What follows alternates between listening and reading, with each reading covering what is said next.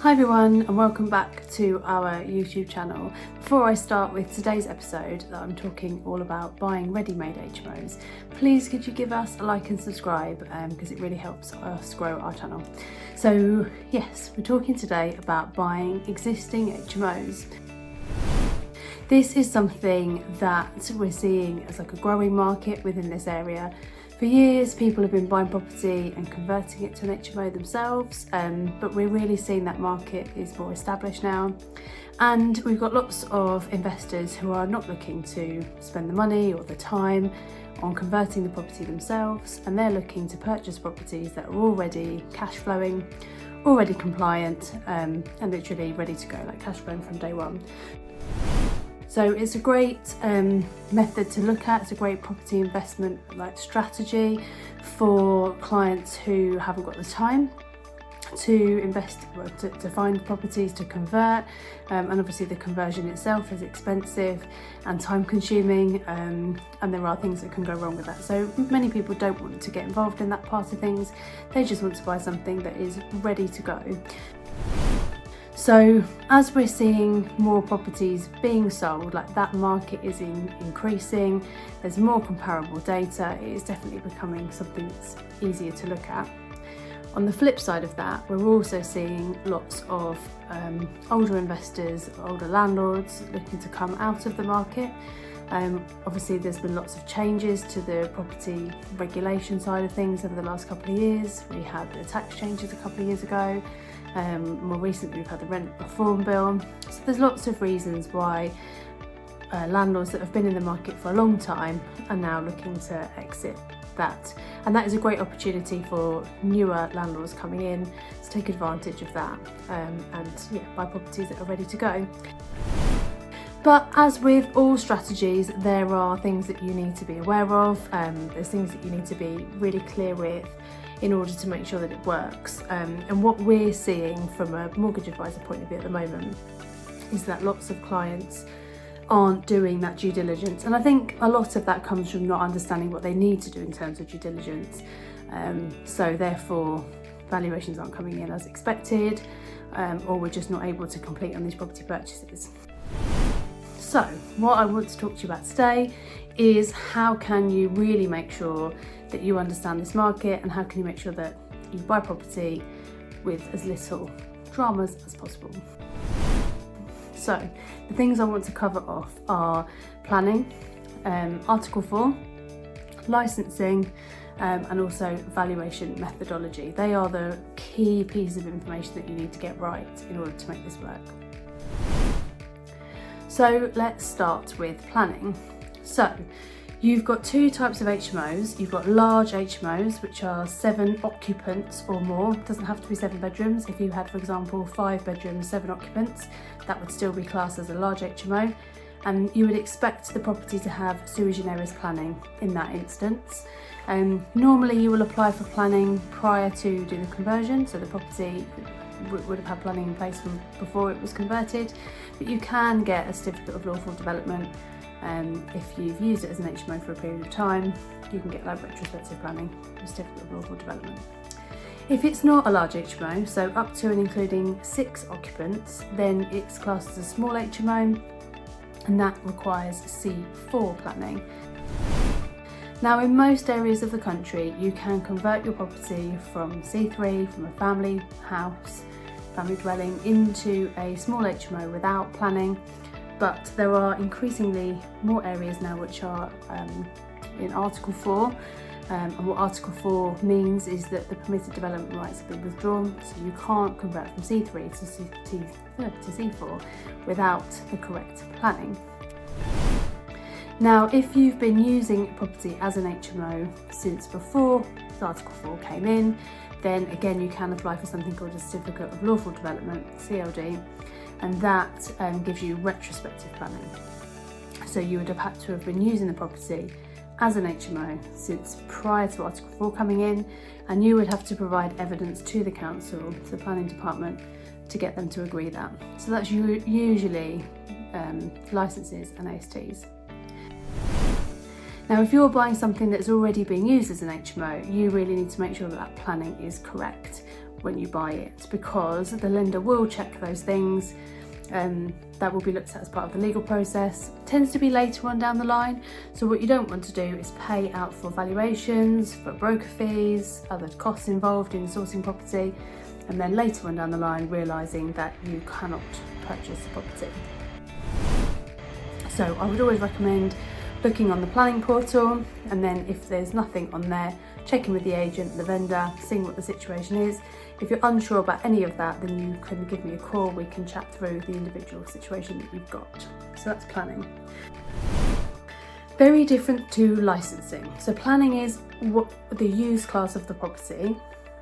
Licensing is whether the property complies with the requirements that the council have put in place as to the amenity standards in that HMO. So it's very possible that you've got a property that has a licence that doesn't have the correct planning, so don't get those two muddled.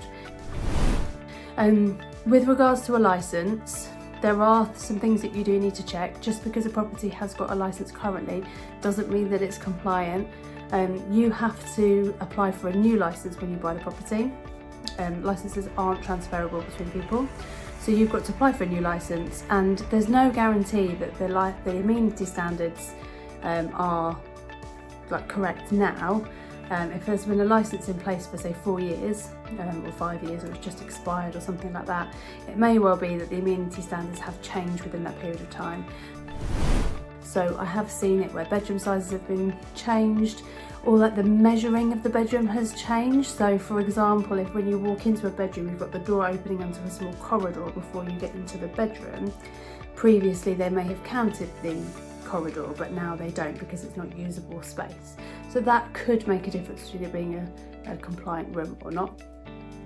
Also communal space, things like bike sheds. So there's loads of things that the licensing team or the licensing department within the council, the rules may have changed since the licence was issued previously. So that's definitely something to check out.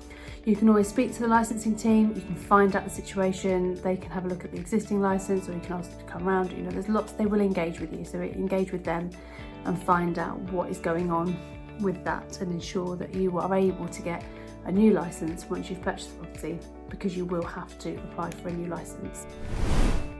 So the last thing is valuation methodology, and this is something which I think it's a newer piece of information that's coming through, and it's something that is quite, because the whole market of this is quite new, and particularly trying to get an investment value on existing HMOs, like that historically hasn't generally happened, but we are seeing lots of sort of new estate agents emerging where they are specialising in selling HMOs, and they are selling them on an investment value. So there's a few agents that have approached me and want to engage with me so that we can help clients to purchase properties, because it's really important that we get the right valuation methodology, otherwise the whole thing doesn't work. A good example is somebody I spoke to this morning. He's looking to buy properties in Doncaster. The difference in Doncaster between the investment value and the bricks and mortar is huge. You know, you're looking at somewhere in the region of £150,000 for this property as a house, with a full conversion, obviously with a huge spend on it, but with a conversion to a 5 or 6 bedroom HMO, you're looking at somewhere between the region of 250 to 300. So an enormous uplift, and not something that you're going to be able to get from any old lender. So it's really important that we approach the right lender, but it's equally important that we understand what the methodology would be in valuing the property. Just because it's an HMO, just because it's an Article 4, just because it's got a licence, doesn't mean that you're going to get an investment value on that property. And I think that's particularly important where there hasn't been any recent works carried out to the property, because the valuer will be asked, how is that likely to be sold?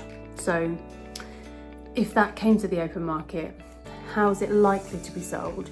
And that doesn't mean, is there somebody who's available to purchase that property on an investment value with cash, you know, with their own funds. It means if that's put on the open market, would someone be happy to spend that money and on a standard mortgage, standard purchase, how would that be valued? So if you've got something which maybe it was converted to an HMO 10 years ago, it might have some en-suites, but generally it's quite tired, could do with a bit of a refurbishment. It's not in perfect condition. I think it's quite unlikely that you're going to get an investment value on that, even if it is in Article 4, because in reality, no one's going to pay that premium for that property because they're going to have to spend money on it themselves. So it's really important that you go into these things with a really pragmatic approach, being really sensible, not just seeing it as, oh, it's 10% yield, I'll get my money back, it's a good investment for me. It's about how the lender is going to value the property. Because the reason that's so important is because you're spending usually upwards of £1,000 on a valuation, plus say other costs involved to start with, to get you to the point that you know what that property is worth. And even if you walk away at that point, it's a waste of money. So you need to understand how it will be valued to make sure that you're paying a fair price for that HMO. Again, if there's anything that you're unsure about, if there's a property that you're looking at and you think, oh, I'm not really sure, reach out, drop me a message, you can give me a call, we can have a chat through. We do loads of HMO mortgages, I see lots and lots of HMO valuations, and obviously I'm not a valuer, so I can't give you a definite yes or no, but I can give you a gauge of what I've seen previously, what I would expect to see. And if something doesn't sound like a good deal, I am more than happy to say, not sure that one's going to work, or actually no, it's on the market for 287. I think that you're looking at a valuation of between 230 and 250, for example. That might be a sensible offer to put forward. I am also seeing lots of these agents charging upfront fees, which I don't like. I don't think that's good for you as an investor. I don't think it's good for the whole purchase situation. It doesn't put you in a good negotiating position if the valuation doesn't come in as expected. And I don't think it's good for the agency because they've got their cash, they've got their payment. There is no incentive for them to chase that and to keep the momentum going towards completion. So watch out for that type of transaction, that type of agency. If they had true faith in their ability, why are they not charging it on completion like everyone else is? So yeah, watch out for that. So yeah, they're my top tips. Hope that was useful. As I said, if there's anything else that you'd like to chat through, then please do reach out and I'm happy to have a chat with you. And please also do give us a like, give us a subscribe, and then you'll be notified about our next video and next things coming up. Thanks for listening.